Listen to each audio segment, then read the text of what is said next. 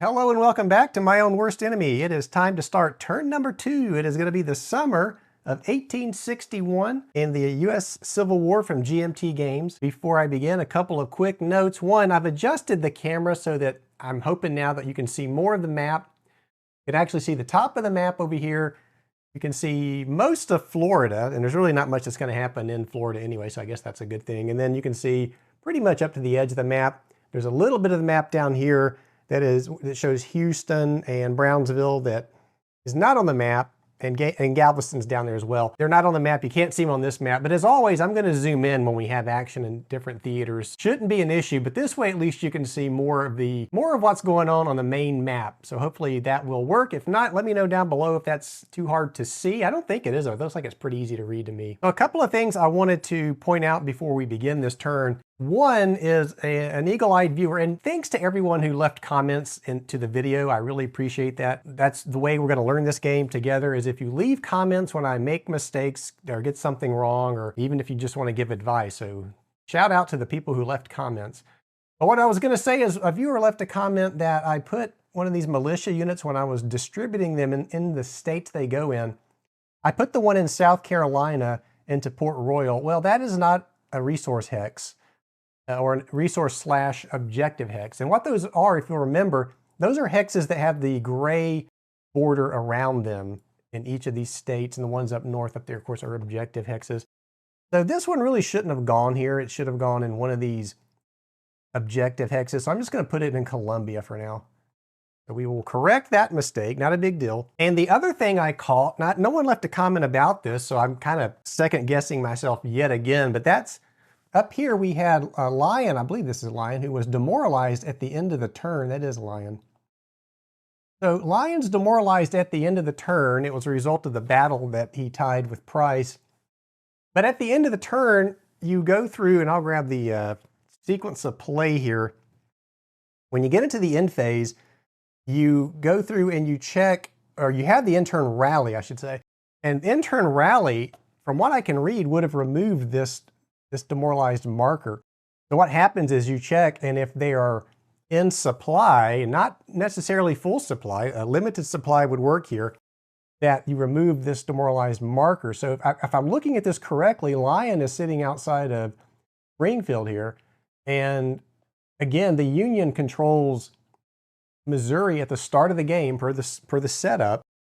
So that's why these Confederate control markers are in these other areas. However, these cities that are just open here, they're not really open, they're under Union control. To me, that says that you have Waynesville here. Well, that's only 3 away from Lyon, so that would put him in a line of communication to Waynesville. I think he's in limited supply by sitting here. And so being in limited supply, tracing through Waynesville, and then back, of course, up to Rolla, and then on back to Illinois, I'm pretty sure that this demoralizing marker should come off at the end of turn number 1. So I'm going to take it off. Let me know if that's not right. Like I said, no one caught that. No one mentioned it, which makes me wonder. But I am going to take that off because I don't think that should be there. I think he's in limited supply and that should be removed. And then finally, a viewer pointed out that when it came to the Confederates, I had initially a West and an any card in my hand. And I used an any card to build a fort in Richmond. And I used the West card to build a fort in Nashville. Someone pointed out that you have to use the theater card to build a fort. And at first I agreed with that, and I kind of said, well, you know, it wasn't on the player aid card, and I guess I forgot that. And I went back and read the rule, and it does say you have to play a theater card to build a fort. But my question to the viewers, can you use an any card to build a fort in any of the 3 theaters? And thinking about it again, I would think the answer would be yes. I mean, you use the any means just that, right? It's any theater. So let me know down below the answer to the question, can you use an any card to build a fort in any theater? So with that said, I think we are finally ready now to start turn number 2. So the first thing we're going to start with is the reinforcement phase. More specifically, we're going to start with the Union reinforcement segment. And this seems to be pretty simple. It says that the following reinforcements are placed: 6 strength points in the east, 3 strength points in Ohio, Indiana, 3 strength points in Illinois, and 2 strength points in St. Louis. And then it says we can place or upgrade 1 fort and draw 2 special action cards, and see note S1.3.4. Place any Union naval reinforcements. I think that's probably only for using the advanced naval rules, which we are not. We will not worry about this. So let's go ahead and dive into this thing. We'll start with placing the strength points first. So 6 are going to go into the east. And so I'm going to grab 6 strength points. And what I think I'm going to do is grab 2 3s. And I think I'm going to put 3 strength points into Baltimore. And I'm going to put 3 into, well, let's put them in Pittsburgh. And so in placing these, you have to remember that there are some restrictions here. Union reinforcement strength points in the East and West have to go into Union-controlled objective hexes in northern states that are in full supply. So what I just placed there is definitely that. So we're no problem there. So that's the 6 strength points in the East. Now the next thing it says is we can place 3 in Ohio/Indiana. And so let's see, I think I'm going to place these 3 strength points in... And then we have the strategic movement phase coming up. So again, I don't think it's a huge deal to really put that much thought into this right now, this early in the game anyway. I'm going to put these up in Indianapolis for now. All right, so he had 2. Let's go back to what he had. He had 2. And then this is going to add 2 more. So now he's at 4. And so we still had what was it? We still have the 3 that we could place. So for now, let's just place these in Springfield. And that will satisfy our replacements, or not our replacements, but rather our reinforcements. So now Fremont has 4, there's 3 in Springfield. That accounts for the 5 that went into Illinois and St. Louis. So I think we're good there. All right, and now the next thing it says we can do is place or upgrade 1 fort. Now we probably could choose to upgrade the fort in Washington. Let's take a look and see. Let's see, I don't know why I'm grabbing McDowell. He's not in Washington. These are in Washington. So there's a level 1 fort there. And I think I'm just going to upgrade that. So I've found a level 2 fort. Now this don't have to play a special action card in the reinforcement phase, but you will have to actually construct it. So it'll go under construction, the upgrade, and it will be complete at the end of the first Union action phase. So we'll have to remember to do that. We also have Nashville sitting here that will get completed at the end of the first Confederate action phase. So we've placed or upgraded a fort. Now it's just to draw 2 special action cards. The Union already has 2 in their hand. Now they're going to get 2 more. We'll grab 2 more of those. Need to start spending some of those cards. Then we have place any naval reinforcements and place the one river, one ocean going. These are, if you look, it says this is use rule 21.91, 21.92. So the rules in section 21 are advanced rules, and we are not using those. So we can skip that area of the sequence of play. And that will take us to the Confederate reinforcement segment. So this is a little different. And the first thing we will do is upgrade 1 resource hex by 1 build point. This is called War Industry Rule 14.5. So this is dealing with the arsenals. And basically we're going to place an arsenal. And this will be done randomly. We're going to have to roll some dice to see where this goes, see which resource hex we want to upgrade. And this will ultimately provide build points to the Confederacy. So let's go ahead and get our dice tower over here. Kind of get it on screen somewhere where you can kind of see it. And then I will grab the player aid card again because it has the random states table. And the random states table is here on the player aid card. And I'm going to grab 2 Confederate D6s and we're going to roll to see which state this arsenal will go into. That is boxcars, so that's Arkansas. All right, so I've grabbed an arsenal. There it is with a 1 on it. So that's going to go into Arkansas. And so I'm going to put this into Camden down here. So what that will also do, I believe, is increase our arsenal build points from 1 to 2. And now we will go into determining the number of reinforcement strength points that the Confederacy is going to receive here. So let's go ahead and do that. That's going to be it's going to require a little bit of calculation mathematics. So let's jump into it. So we can start right off looking at the status track over here. We began the game with 97 build points, so that it's indicated by the markers.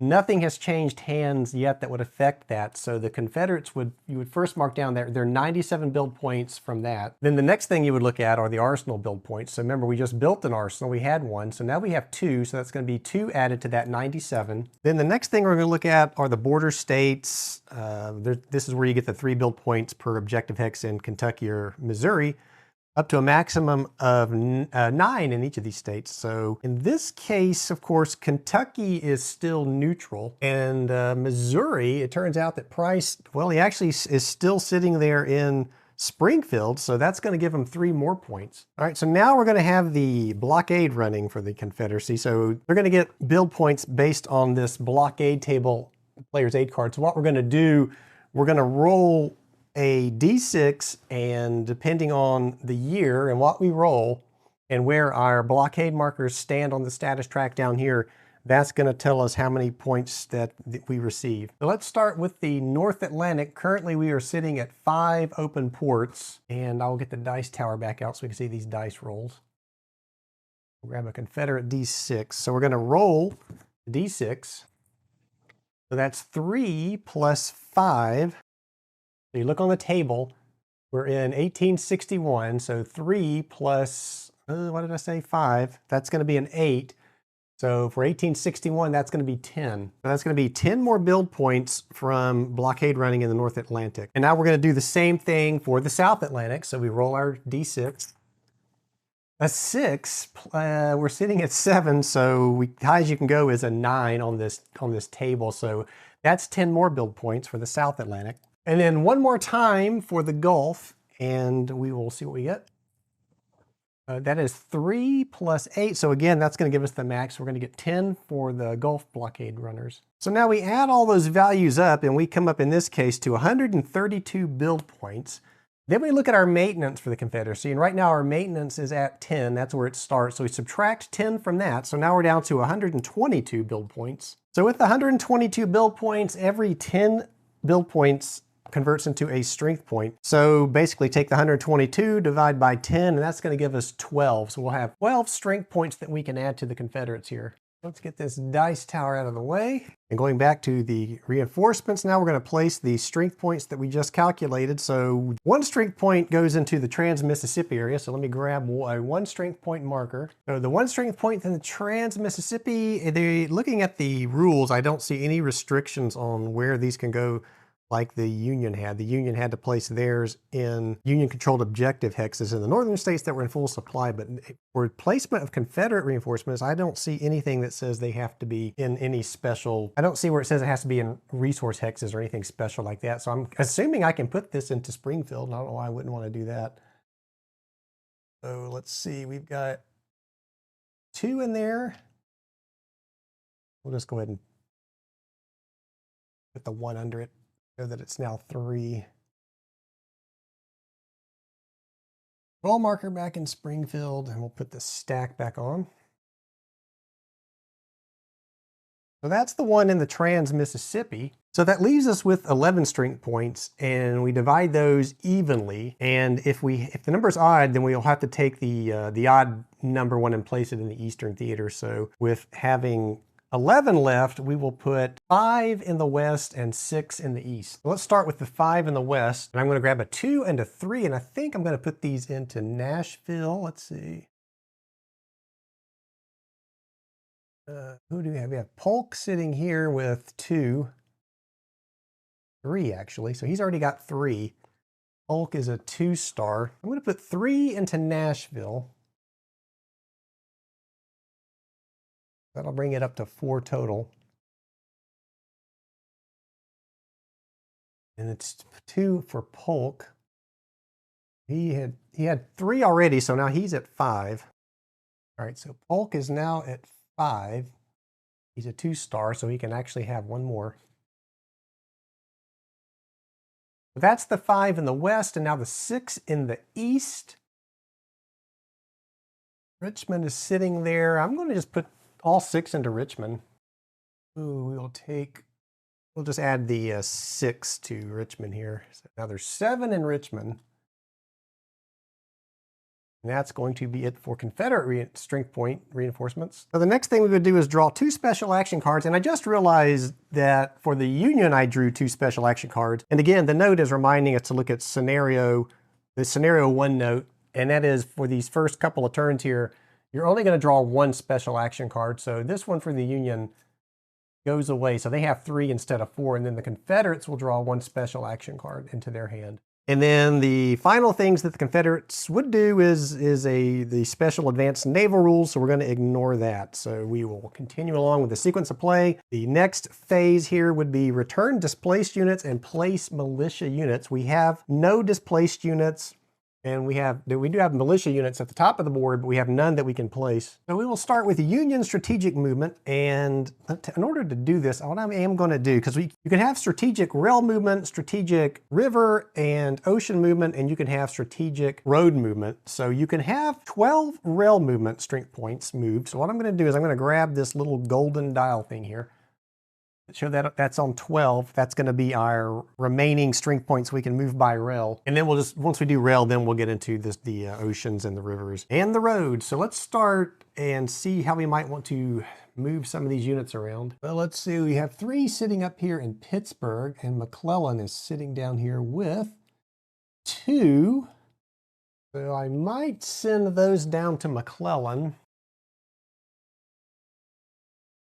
I'm going to take a look here at McClellan. He is sitting in Philippi, it looks like, which is under Union control. So he has 2. Yeah, I'm going to move these 3 to McClellan, so he's going to have 5 now. But McClellan is back in Philippi, so he moved 3. So we'll move our little counter here down to 9 remaining that we could move by rail. So let's see, who else? Got some guys over here in Baltimore. And I don't think we can get those into Alexandria. I don't think the railroad goes down that far. Well, it does. I'm wondering if we could send all 3 of those to McDowell, who is a 3-star, so he could certainly take those in. He's already at 6, but I believe, like I said, I think he can go to 18.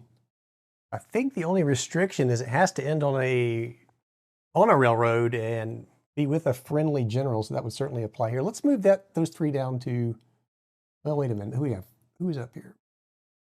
Near Harper's Ferry, we've got Patterson, who is a 2. Just outside of Harper's Ferry. And then we've got Joe up here. Joe Johnston has 2. So we could reinforce Patterson. Or do I want to bring those down to McDowell? Let's bring them down to McDowell because we know that the Confederates have 6 sitting in Richmond there. So he's now going to have 9, is that right? 6, 7, 8, 9. Let's see if I can I'll grab a 6 here. So that 6 and the 3 will make 9.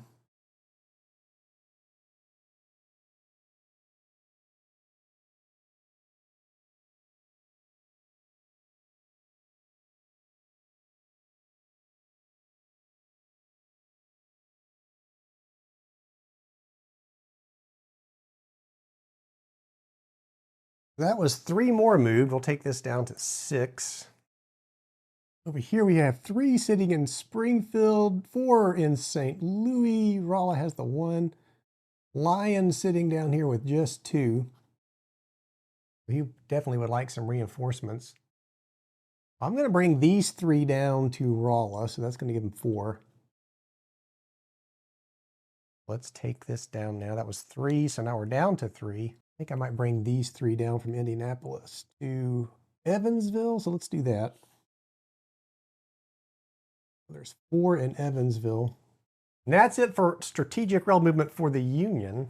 Now we can still move by ocean and river. And let's check the rules real quick. Strategic river movement. So the Union player may move up to 3, Confederates 1. Starting points moved this way may travel an unlimited distance along navigable waterways as long as they either embark or debark at a port, either type. The entire path must be under friendly naval control that originates from a port, may not pass an enemy fort, coastal fort, naval battery entrenchments. In addition, the final debarking hex or island must be friendly controlled and not in an enemy zone of control. All right, so we can move 3 strength points. I'm just going to move this unit from Cincinnati. Is going to go down the river here to New Albany.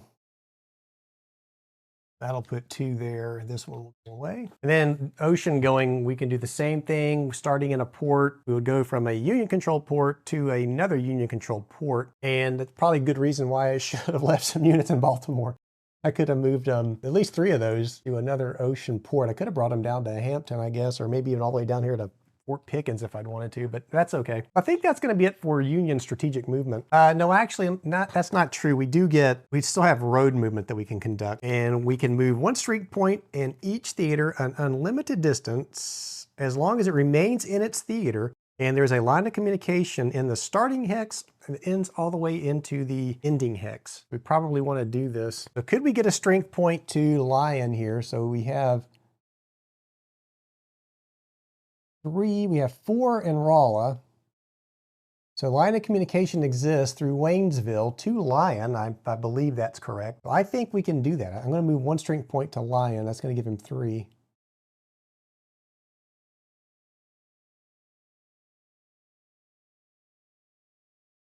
We could also move 1 in the west now if we chose to do so. And I'm wondering if I can get this strength point that's in Columbus down to this strength point sitting outside of Charleston, West Virginia.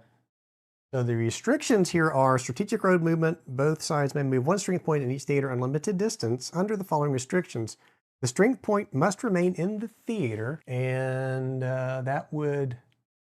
no, that wouldn't be in the theater though. That line goes right along the river here, so I cannot do that. But that's really the only one I can see that I think I would want to move. I'm going to just leave. I'm going to say that's going to do it for Union strategic movement, and then we'll go now into Confederate strategic movement. So for the Confederates, let me grab this little golden railroad wheelie thing, and we're going to put that on 7, so they can move 7 strength points via rail, and then they can move the 1 per theater for road, and they can move 1 via river. So not a whole lot to move though for the Confederates here. And really I think it's just the 6 we have sitting in Richmond here that I probably want to move. We know that McDowell just got reinforced. He has 9, and he's entrenched to boot.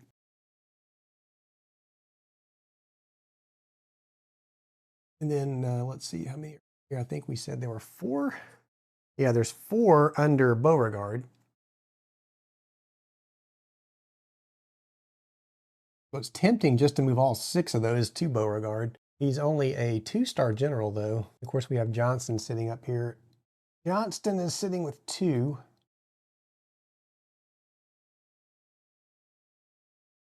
So I think we could send 2 of those to Beauregard. Let's send 2 of those to Beauregard. This will go to 4. Plus the 1 is 5, so that'll make this 5 now in Richmond. And we're sending 2 up to Beauregard. Beauregard. He's going to have 6 now.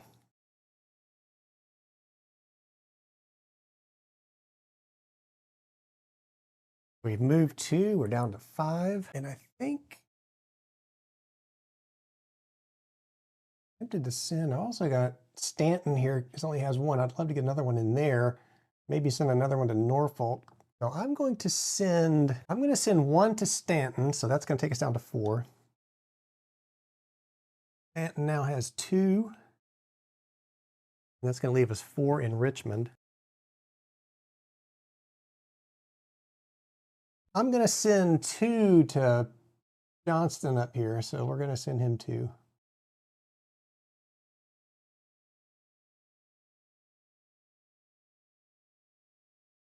Leaving 2 in Richmond. taking us down to 2. And that's all I'm going to move by rail for the Confederates. And now by road or river, I don't think I want to move anybody else. So I think I'm going to say we are done with strategic movement for the Confederates as well. And I know some of you are probably watching these moves, scratching your head or screaming at the screen. As a new player to the U.S. Civil War, I don't know if these moves are making any sense or not. I hope they are. So that's strategic move. And now we're going to go into the leader management phase. Now the leader management phase in this game, you either like it or you hate it. I think you're kind of railroaded into the historical appearances of these generals down here on the track at the bottom of the screen. You can see here the generals are laid out and when they will enter the war. So you're kind of forced to do this. I'm not really a big fan of this. I like the more sandboxy type stuff, the more ahistorical stuff, but it is what it is and we will take it as we go here. During this phase, we're gonna place, promote, demote, and remove and transfer generals. What I'm gonna do is I'm just gonna grab the stacks and we're gonna go through these. We'll start with the Union here. Let's get the, we'll take out the Confederate ones too, because I need to be able to see what is supposed to happen here. It tells you on the turn record track, and there's a key down here that tells you whether they're promoted, they're demoted, they're replaced, or what happens to them. So, and then of course it's easily recognizable with the blue and the gray for what's happening and what. So the first thing is McDowell. We've got a DM, so that's a demotion. So in this case, we're going to find the McDowell counter. And I guess there is a McDowell counter. Maybe we just have to, there's McDowell over here. Picking up strength points with him. So McDowell's getting flipped. He's going down to his 2-star side. He's being demoted. Probably for not moving on to Manassas that last turn. I would definitely demote him for that.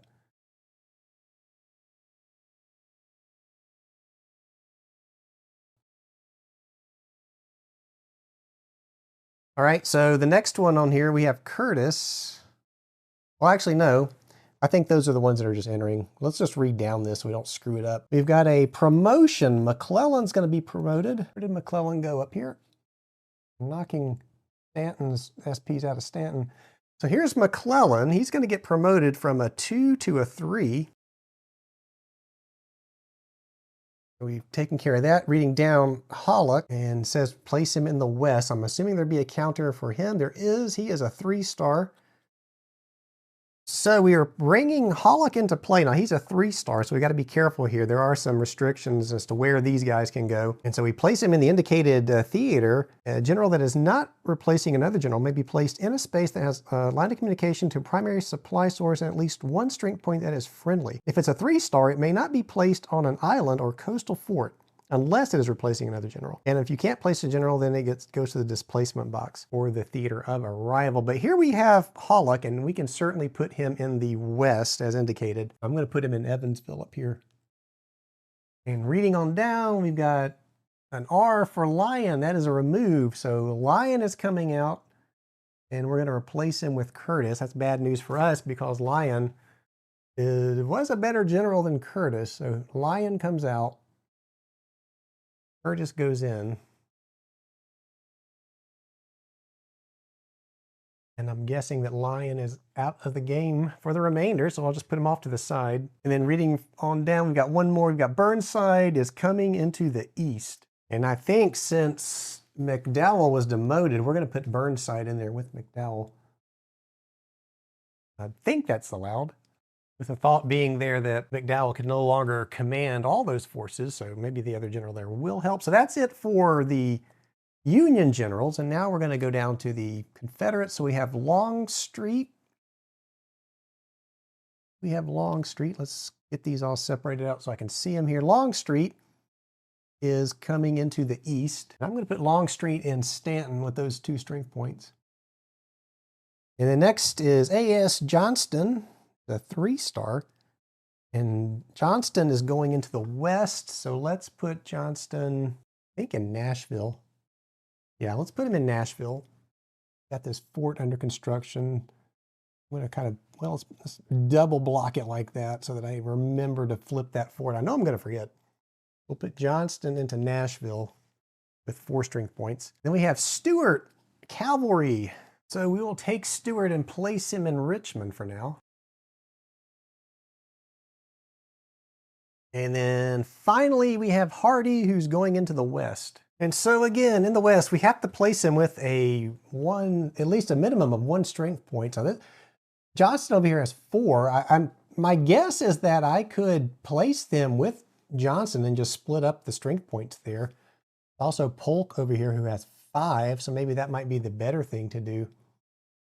Or I could put him down here in Pensacola, I guess. So the rules don't say that you can't place a general with an existing general, so I guess this would be a valid thing to do. I'm going to place Hardy with Polk, and we'll say he's got one of those strength points with him. I think that's a legal move. Again, let me know down below if that's not, but I don't know why he can't go in there with Polk and just take command of one of those strength points. And that will end the leader management phase, and the next phase would be the action cycle. So we're going to do the action cycle like we had before. It's going to be the same. We're still going to only have 3 action phases because it's still 1861, and the turn marker should be on turn 2. We're still in 1861. And we only have 1 more turn of 1861 left, which will also have 3 action phases. I am going to go ahead and stop this here for now. We did a lot of new stuff for U.S. Civil War. We went through the reinforcement segment, we went through the strategic movement phase, and we went through the leadership management phase. So let me know if I made a mistake in the comments below. I can correct it before we start the action phase. Otherwise, when we come back, we will finish up turn 2 with the action cycle. If you like the video, please give it a thumbs up. That helps. Subscribe to the channel if you have not. That helps even more. And as always, I look forward to seeing you back here next time. Thank you for watching.